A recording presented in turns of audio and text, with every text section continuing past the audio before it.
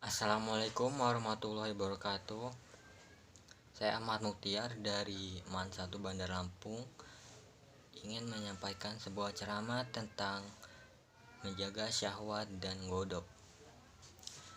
Yang pertama, hakikat dari dan sifat dasar syahwat atau hawa nafsu. Hawa nafsu di hawa nafsu memang pada dasarnya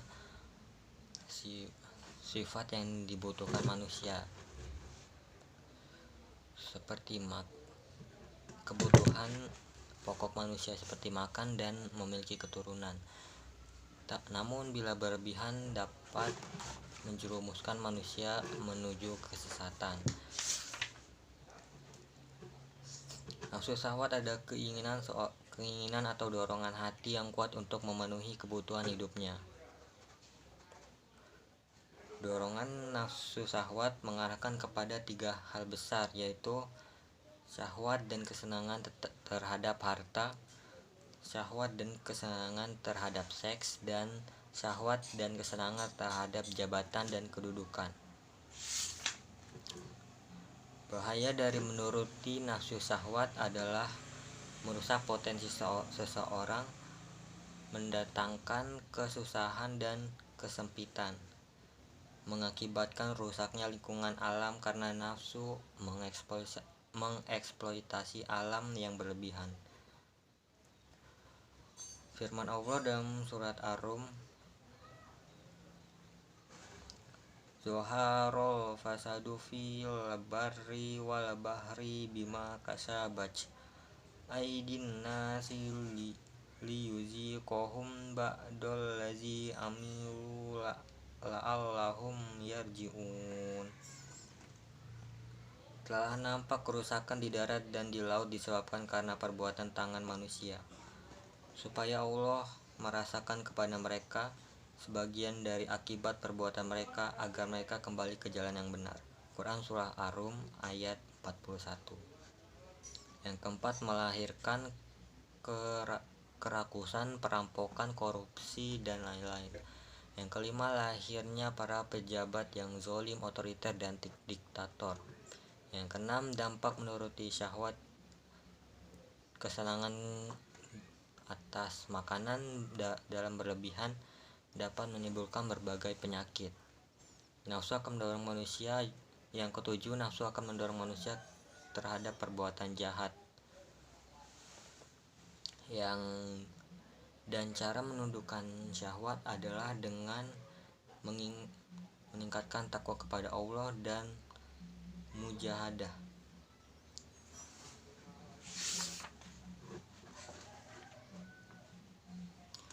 Yang selanjutnya adalah menjauhkan diri dari nafsu amarah atau godok. Pengertian godok atau marah adalah merasa tidak senang dan panas hati karena suatu peristiwa atau yang disebabkan sesuatu.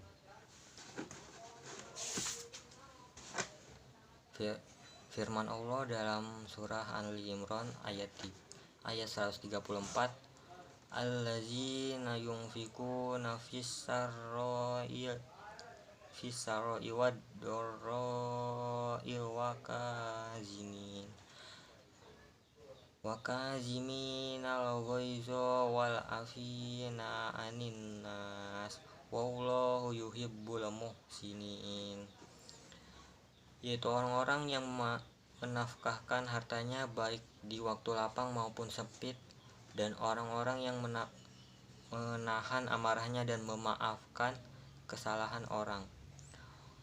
Allah menyukai orang-orang yang berbuat kebajikan. Quran Surah Ali Imran ayat 134. Bahaya dari godop yang pertama adalah bagi diri sendiri. Godop dapat membahayakan karena saat marah dapat terjadi kenaikan tekanan darah yang dapat memicu penyakit lain seperti serangan jantung. Yang kedua, bagi orang lain dan lingkungan, keputusan tindakan marah cenderung bukan menyelesaikan masalah, namun akan memperburuk dan merusak, mengakibatkan rusaknya lingkungan dan mengakibatkan pembunuhan. Cara menundukkan godok. Yang pertama adalah dengan riyadah. Riyadah yaitu percaya bahwa godok itu tidak baik untuk kita dan melakukan hal lain yang berlawanan, seperti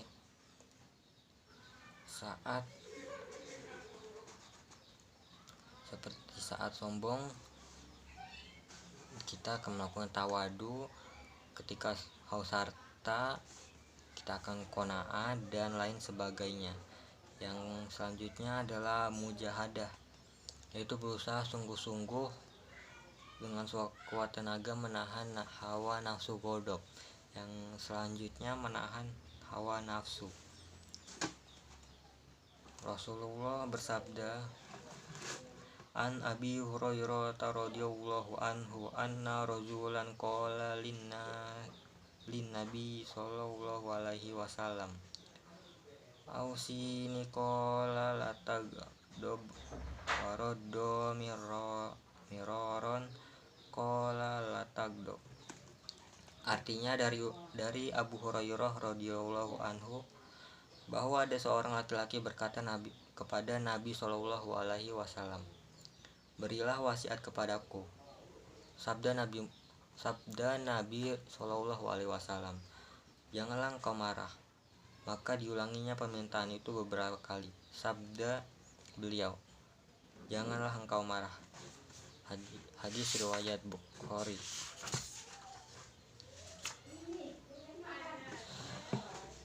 Dan hikmah dari menghindari marah adalah tak tanggung-tanggung. Allah menjanjikan surga bagi mereka yang menahan amarah dan memaafkan. Mereka disukai oleh Allah Subhanahu wa Ta'ala, sesama manusia dan juga malaikatnya. Menyatakan kebaikan ditempatkan di surga. Selain itu, orang yang menahan marah dan akan mempermudah urusan dan melancarkan rezeki. Sekian dari saya. Assalamualaikum warahmatullahi wabarakatuh.